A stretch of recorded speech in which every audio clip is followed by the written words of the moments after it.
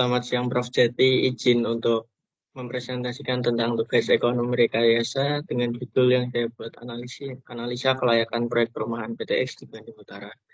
Yang dibuat oleh saya sendiri yaitu Aditya Rehan dengan NIM 210101191405156.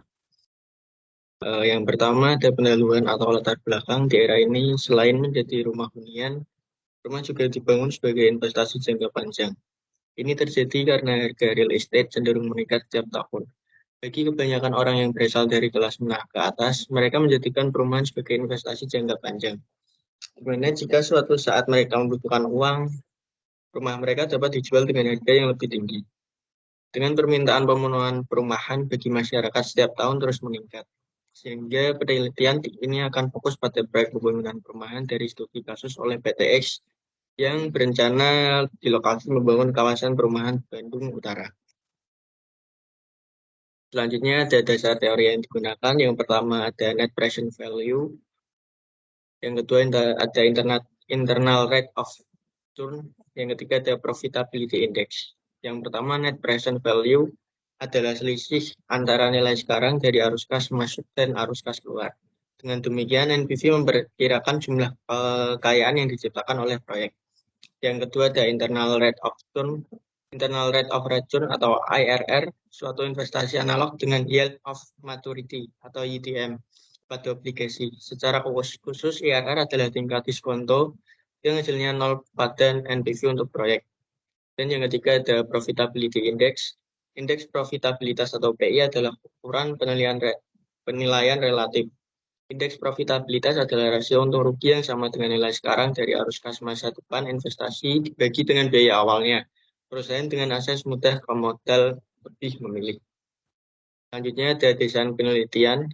Desain penelitian yang digunakan dalam proposal ini adalah untuk melihat kelayakan proyek pembangunan perumahan oleh PTX. Dengan menggunakan kriteria rasio keuangan dan bagaimana rencana bisnis akan dilaksanakan. Sehingga proyek dapat memberikan kontribusi maksimum kepada pemegang saham. Untuk memperoleh data dan informasi yang diperoleh dalam penelitian ini, penulis menggunakan teknik pengumpulan data. Melalui yang pertama ada pengamatan, yaitu pengamatan langsung lokasi proyek perumahan. Yang kedua ada melakukan wawancara dengan calon kontraktor yang akan menjadi mitra bisnis. Dan yang terakhir ada kuesioner, terutama mengenai bahan bangunan dari toko bahan. Untuk konsep pengembangan perumahan, proyek pengembangan perumahan oleh PTX developer yang berlokasi di Bandung Utara, di mana lokasi proyek sangat strategis, dekat dengan pusat kota, fasilitas umum, fasilitas sosial, dan fasilitas pendidikan. Mulai dari taman kanak-kanak, sekolah dasar, sekolah menengah pertama, sekolah menengah atas, dan perguruan tinggi. Dan juga lokasi pembangunan perumahan penting dekat dengan lokasi wisata. Untuk luas lahan yang akan dibangun adalah kurang lebih 0,3 hektar. Dengan sertifikat judul perumahan yang akan dibangun terdiri dari 12 unit dengan tipe bangunan tipe 80 atau minimalis dengan luas lahan mulai dari 100 meter hingga 150 meter persegi. Tentu sudah termasuk dengan infrastruktur untuk perumusan model klaster modern. Selanjutnya ada analisa keuangan, yaitu biaya investasi. Untuk uraian yang pertama ada pembebasan tanah dengan total 5.904 juta. Dan yang kedua ada perizinan yang berisi pengukuran dan KRK atau izin lokasi, site plan, dan IMB ini.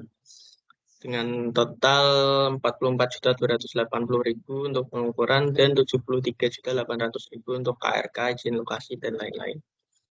Yang ketiga ada administrasi akad yang berisi biaya appraisal, biaya notaris, biaya akad, BPHTP 5%, sertifikat leasing, dan IMB leasing.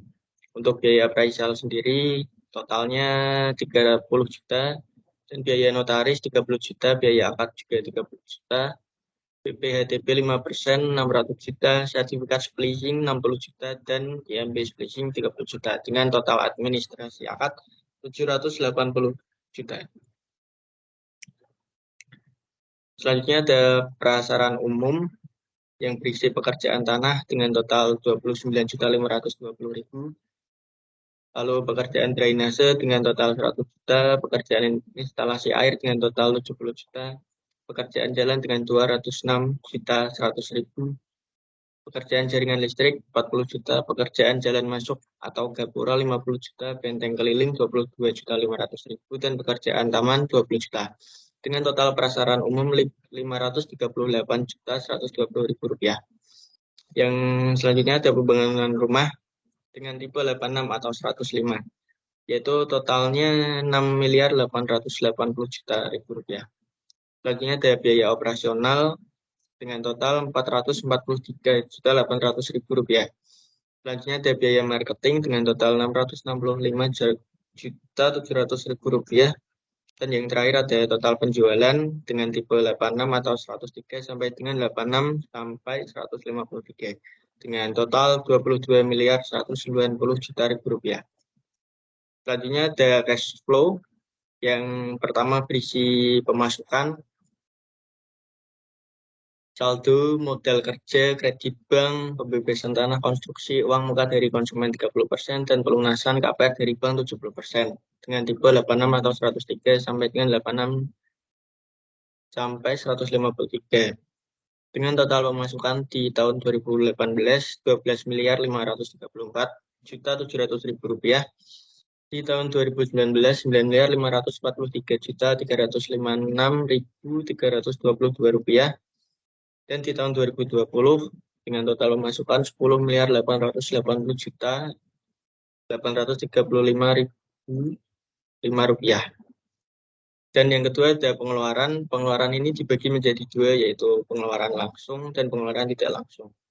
Yang pertama ada pengeluaran langsung yang berisi tentang pembebasan tanah, perizinan, yang berisi pengukuran, KRK izin lokasi, site plan, MB induk, lalu provisi kredit bank 1%, dan biaya untuk konstruksi yang berisi prasarana umum dan pembangunan rumah. Dengan total pemasukan di tahun 2018 5.721.024.561 rupiah, dan di tahun 2019 menghasilkan 4.811.515.433 rupiah, dan di tahun 2020 3.035.500.005 rupiah. Selanjutnya ada pengeluaran tidak langsung, yaitu yang berisi administrasi akad, yang berisi biaya appraisal, biaya notaris, biaya akad, BPHDP 5%, sertifikat splicing, dan IMB splicing. Yang kedua ada biaya marketing, lalu biaya asuransi, biaya operasional, pajak PPN 10%, lalu pengembalian kredit bank maupun modal kerja, dan yang terakhir pembayaran bunga kredit yang berisi interest, net working capital, dan bunga bank. Untuk total pemasukan yaitu 10.936.288.933 rupiah di tahun 2018. Lalu di tahun 2019 menghasilkan 5.433.036.060 rupiah, dan di tahun 2020 menghasilkan 4.450.814.000. Untuk total pengeluaran semuanya dari pemasukan dan pengeluaran di tahun 2018 berisi total pengeluaran yaitu 16.657.313.495 rupiah. Di tahun 2019 9.974.551.500 rupiah, dan di 2020 7.486.314.005 rupiah. Untuk saldo yang masih tersisa yaitu di tahun 2018 4.122.613.495 rupiah, dan di 2019 431.955.178 rupiah, dan di 2020 3.401.521.000.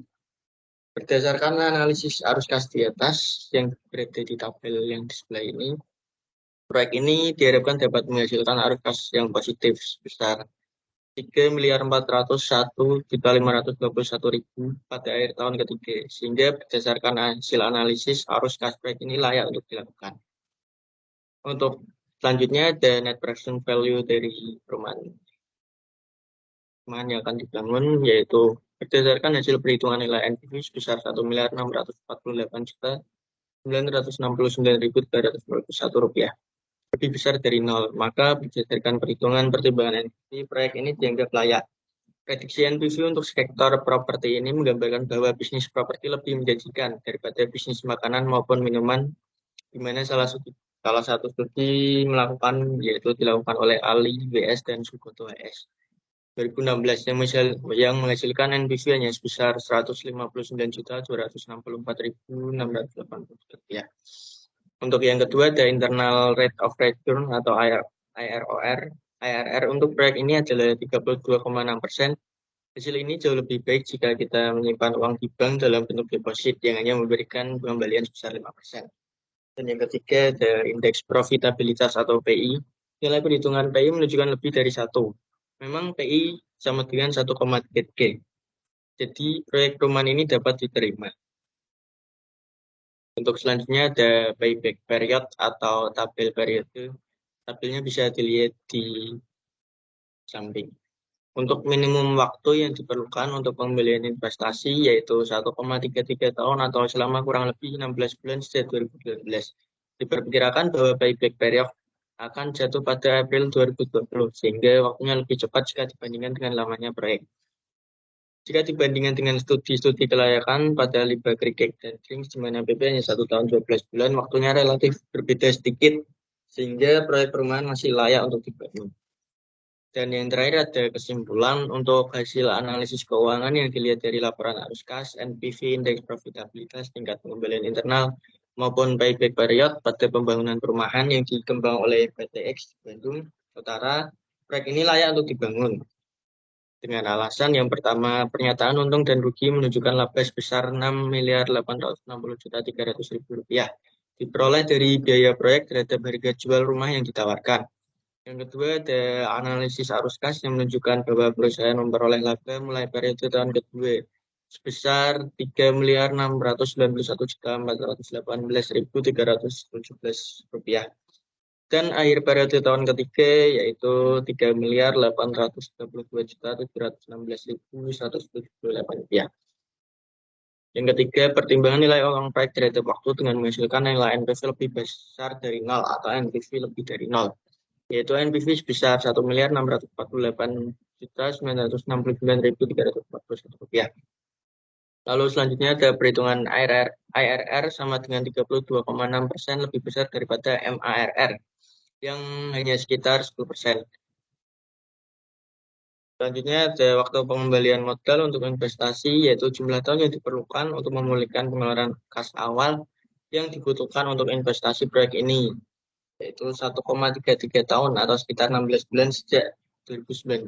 Dan yang terakhir ada indeks profitabilitas, yaitu rasio untung rugi sama dengan nilai sekarang dari arus kas investasi masa depan dibagi dengan biaya awal mereka.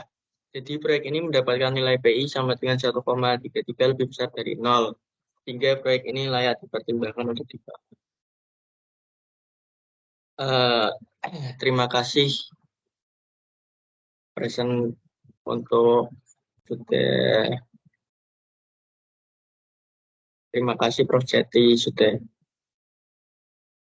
presentasi.